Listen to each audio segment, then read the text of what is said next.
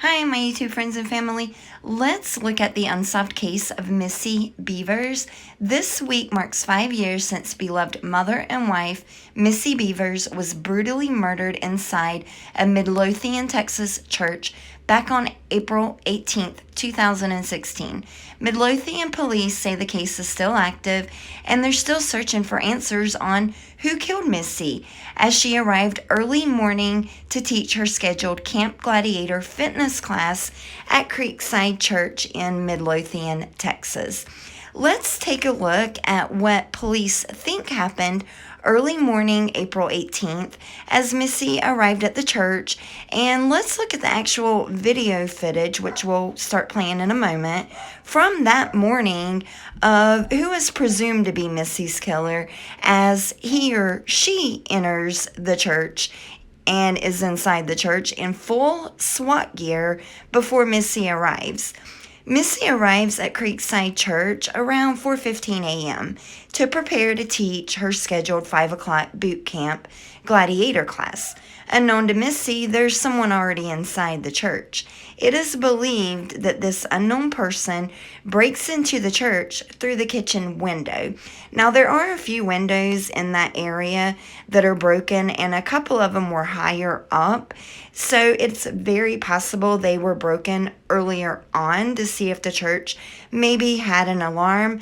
But the one that they used to gain access to the church was near the door, so they shattered the window and I guess reached in and opened the door that way. But again, here's the surveillance footage inside of the church, and the suspect there in, like I said, full SWAT gear, police on the back labeled, and this is shortly before Missy arrives. But let me know your thoughts on it. Was this person staging the scene to look like a robbery, a break-in, for the sole purpose of killing Missy? Or was it actually a break-in that Missy walked in on?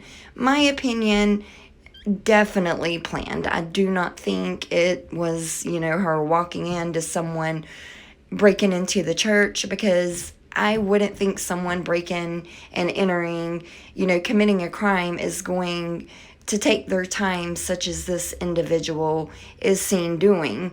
This individual is just not in a hurry at all. But of course, that's just my opinion.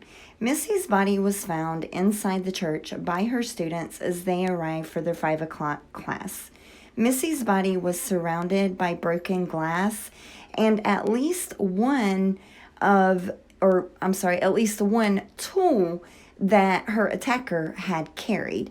At first, the police said they believed this individual to be a male, but later they stated it could very well have been a female. As you probably see and notice by the footage, it's quite difficult to be certain due to the head-to-toe tactical type gear that the individual is seen wearing. Now, there is a ton of theory, speculation in Missy's case, and we'll briefly touch on those.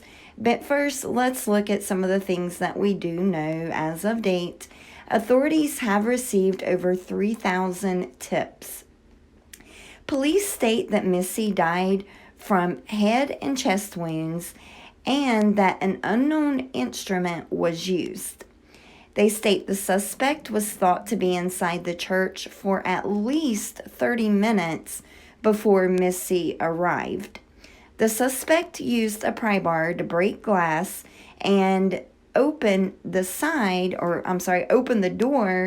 the side door at the church. The church did not have an alarm, and the outside cameras were not working at this time. And I feel like in so many cases, cameras are not working, and yet this case, the outside cameras were not working at this time. Now, authorities say nothing was taken from the church, and that's also another reason I do not believe that this was simply a break-in gone wrong that, Missy walked into. Nothing was taken. Police say that the suspect is possibly between 5'2" to 5'8" and walks with a gait, but that could have been temporary.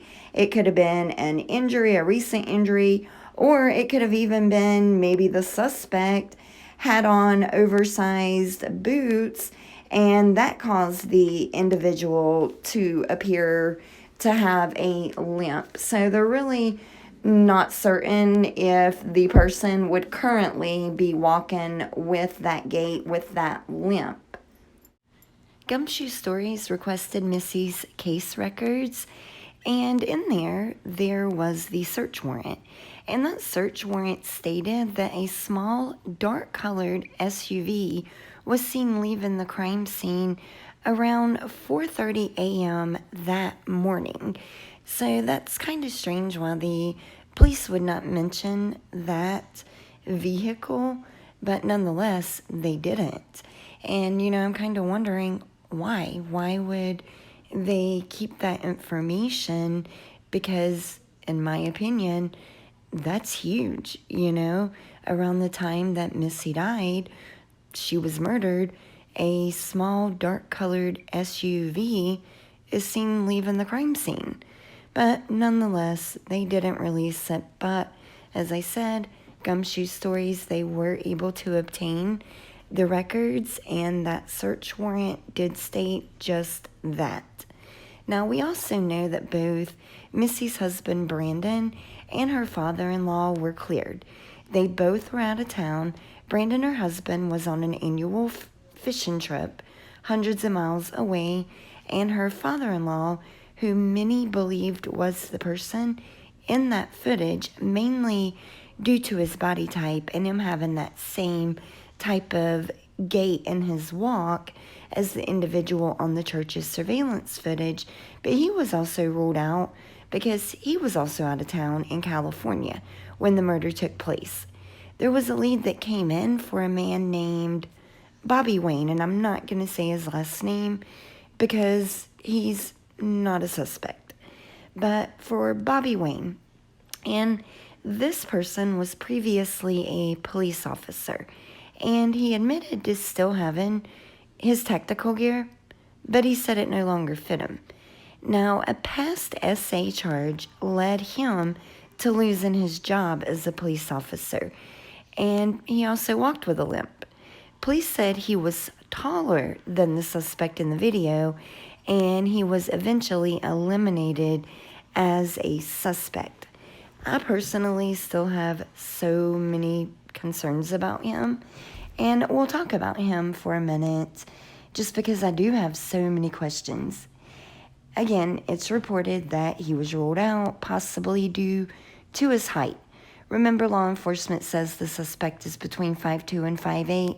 Well, Bobby Wayne, he's reported to be around 6'1". But Missy's husband was told initially that the suspect was around 6 feet tall, and they later changed that to the 5'2" to 5'8" height range. And I also recall that the height of the suspect, it's been revised several times by law enforcement. So I'm curious how else this Bobby Wayne was ruled out. Oh, my bad. I do remember, no, I cannot confirm, but I do remember hearing or reading one that he had an alibi.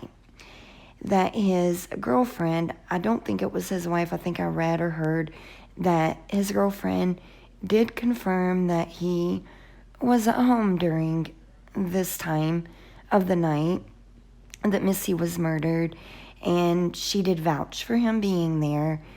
So again, maybe that alibi along with the height difference, maybe that's the reasons that the police no longer wanted to look into this Bobby Wayne individual. But again, I just have so many questions, like a lot of you guys that have followed the case. I know a lot feel that he may very well be the one responsible, but again, just my opinion. I heard that he likes to sue people, so I'm stressing again, it's just my opinion. Oh, and I forgot to mention that Bobby Wayne allegedly owns a vehicle similar to the one that the police are looking for to question that small, dark-colored SUV seen leaving around 4:30 a.m. around the time of Missy's murder. So again, just a lot of coincidences, and I'm not a big believer of coincidences, and there's just a lot of coincidences surrounding this Bobby Wayne individual. But no arrests have been made to date, and this case remains unsolved.